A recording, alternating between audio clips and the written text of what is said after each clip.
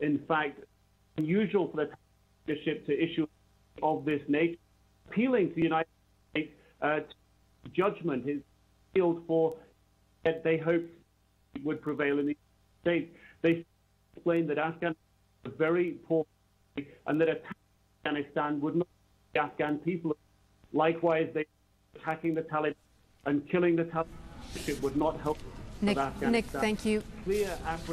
Unfortunately, we apologize for the technical glitches. They were not able to hear Nick Robertson very well. We will try to get him a little later to talk to him again. Rescue workers in New York say the search effort is a painstaking process. Debris is being removed by handful and searched for anything of significance. Everyone has the hopes of finding yet another survivor. They're digging deep and they're digging hard, looking, but again, it's being done by hand. The iron workers that are working in there are working to remove the steel, of which is on top of a lot of the bodies. Sifting through the debris, a lot of the body parts and the debris are one and the same. It's just becoming, right now, at this point, foul. The smell is starting to come from the dead. So the bodies are a little bit easier to identify at this point, although it's going to be a long, long process. A pall hangs over the desperate search for survivors in New York. Hundreds of the surrounding buildings are damaged, some near collapse. 5 survivors were pulled from the mountain of wreckage on Wednesday, and rescue workers plod on through the night, hoping others are still alive. Garrick Utley joins us now live from New York with some thoughts. Garrick. Yes, really. So we want to look at how the United States, how the Americans are doing, coping with the stress, the aftermath of these terrorist attacks. It's been said, of course, as we all know, that adversity is a very good test of character. And if we use that scale, there's nothing more adverse than what this country has been going through these last couple of days. And look at the response. Yes, there was the understandable chaos around the towers, the World Trade Center, when they came tumbling down. But after that, there was order, there was discipline. There's been no looting reported in the city when that could have happened. People are volunteering in long lines to donate their blood. There was on Wednesday evening one bomb alert, a hoax, but one so far. That's was perhaps to be expected. But above all, what's been impressive is the way people have pulled together to volunteer, to contribute, to give wherever and however they can. Here is a report from CNN's Brian Palmer. A steady procession snakes south toward the smoke and wreckage of the World Trade Center. Police, firefighters, National Guard, and volunteers, hundreds of volunteers from all over the country. Clergy. Well, I'm here to give any assistance that I can, for both the living and the dead. Doctors and nurses. We're from Texas. We're headed to help out. Nursing assistant Cheryl Herring drove down from Massachusetts. We've been taking care of the firefighters as they come in with exhaustion, giving them water, cleaning out their eyes, taking their vital signs. An estimated 1,700 people have been treated at New York hospitals, with 150 doctors doing triage alone. The New York Red Cross is fielding 350 disaster response volunteers and 500 mental health professionals to help New Yorkers cope. U.S. companies are pitching in too. Cisco Systems is donating $4 million and General Electric $10 million to families of emergency workers. Iron workers join the effort, like Joe Mooney, who helped build the Trade Center towers. What's your reaction to all this, Mr. Mooney? I'm sick. They crossed paths with weary men and women headed home for a few hours sleep or simply to a clear patch of sidewalk. And they passed bewildered and shell-shocked residents. It's frightening to think, is this the beginning of what other people have been going through all over the world for decades and decades? Firefighter John McAllister headed back to the carnage after already putting in 24 hours. Heading down there and maybe help get some guys out. I am saddened, outraged, disappointed, overjoyed by the camaraderie and the amazing effort, the coming together of New Yorkers. Bill Cook is a retired detective. I just couldn't stand to watch it on TV and not be a part of it. So I called my chief, and I was part of this unit 3 years ago, and I said, I got to do something. But amidst the sadness, some reasons to rejoice. Port Authority police found one of their lost officers alive in the rubble. I was extremely happy, and someone had asked me that earlier, and I compared it to the birth of my children. It was like having a life come into my life. And when they found them, it was just, we were great. We were happy. And signs just a few blocks north that life in New York has not been totally disrupted. But things have changed for New Yorkers. Parents asked the media to stay out of the park to avoid upsetting the children. Brian Palmer, CNN, New York. Well, if the camera was kept out of that playground in New York City, you may have noticed something else. The media so far has been kept away from the immediate ground zero where the rescue efforts are underway, the attempts to recover any survivors or otherwise the victims, expect to be the thousands of victims in the wake of this terrorist attack. Now, you might ask or wonder, why is this? Well, one reason, of course, is that there's so many media, so many camera teams that they're allowed in there. If we were allowed in there, we'd be swarming all over the place and might well interfere with the recovery efforts. That's a judgment called by city officials. There also may be a second factor at work, the fact that perhaps hundreds or thousands of bodies will be recovered. And is that an image people really want to see? Is it images people should be seeing? That debate hasn't really started, but we will see whether we are going to see it in the weeks and the months to come. Relitza, back to you. Difficult times to come yet. Garrick, thank you very much. The scene outside the Pentagon is one of dueling emotions. Relatives have expressed anguish and hope as they keep vigil, and emergency crews search for between 100 and 200 people missing. Sheila Cast has been speaking to some of those people waiting. The second terrorist attack was a direct hit on the office space of Morgan Stanley. The firm had 3,500 workers in 22 floors, almost exactly in the area where the second plane hit. But incredibly, most of those employees had already fled the tower minutes before the explosion.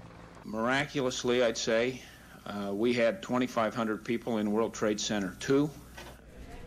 Our apologies, that was not the report that Sheila Cast prepared, but we do have that for you now.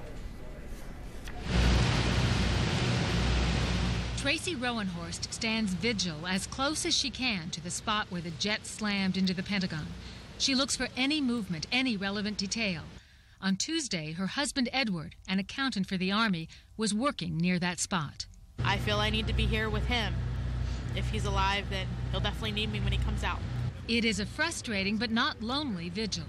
Eddie's parents and the best friends and neighbors who knew him even before he married Tracy 10 years and 2 kids ago keep each other's hopes up with wisecracks and jokes. That's what Eddie would do if he were with them, they say. I'm trying to be incredibly focused. If I don't, then I would be hysterical. And right now I don't need to be there. I need to be here, watching, waiting. Officials say the best prospects for finding survivors are at the edges of the impact zone, where the smoke and the heat may not have been as intense. The husband of one who has survived keeps his own vigil at a hospital across town. You can still see smoke wafting up from the Pentagon. As soon as the first pictures flashed onto television, even though it was only Louise Kurtz's second day on the job, her husband Michael started to worry. Hours later, the hospital phoned. I came in teary-eyed. I didn't recognize my wife of 31 years. She's doing better. She's got 70% burns on her body. Back at what Tracy Rowenhorst calls ground zero, touched by an occasional prayer, she intends to keep her vigil. We're just sitting in limbo until they start bringing bodies out, I guess.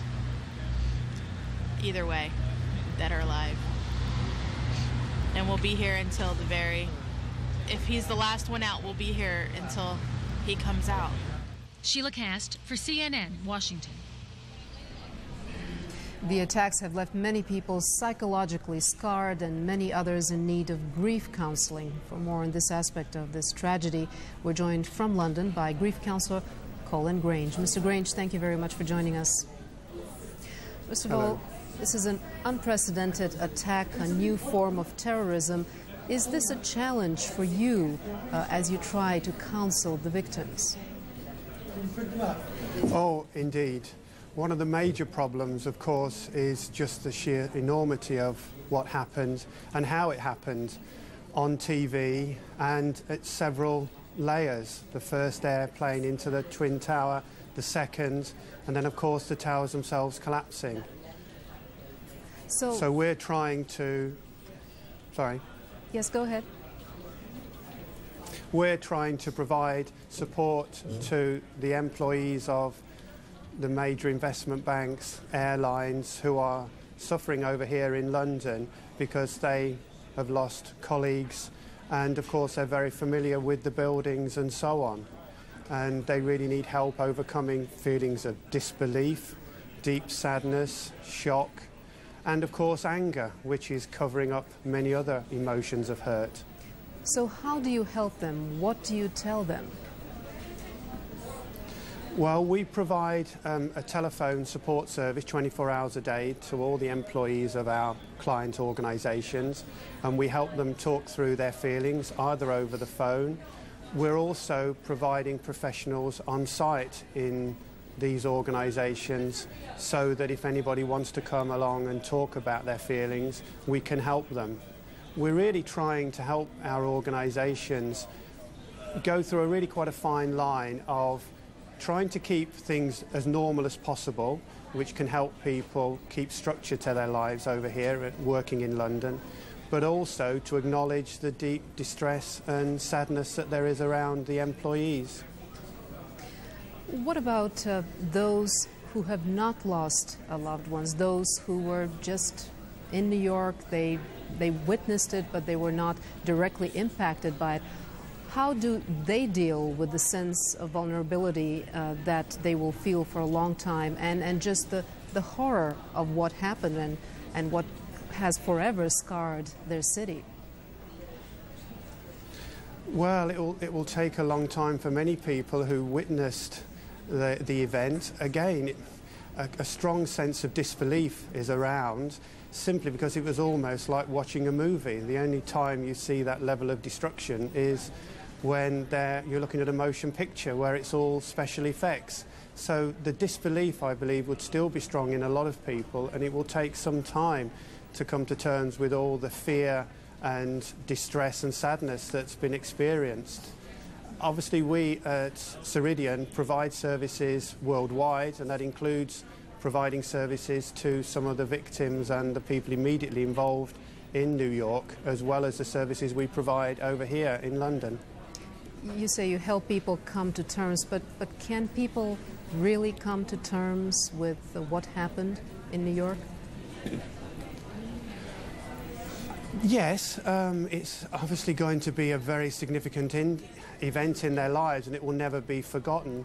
But we have learned over the last 10 or 15 years of how we can support people experiencing these kinds of traumatic experiences.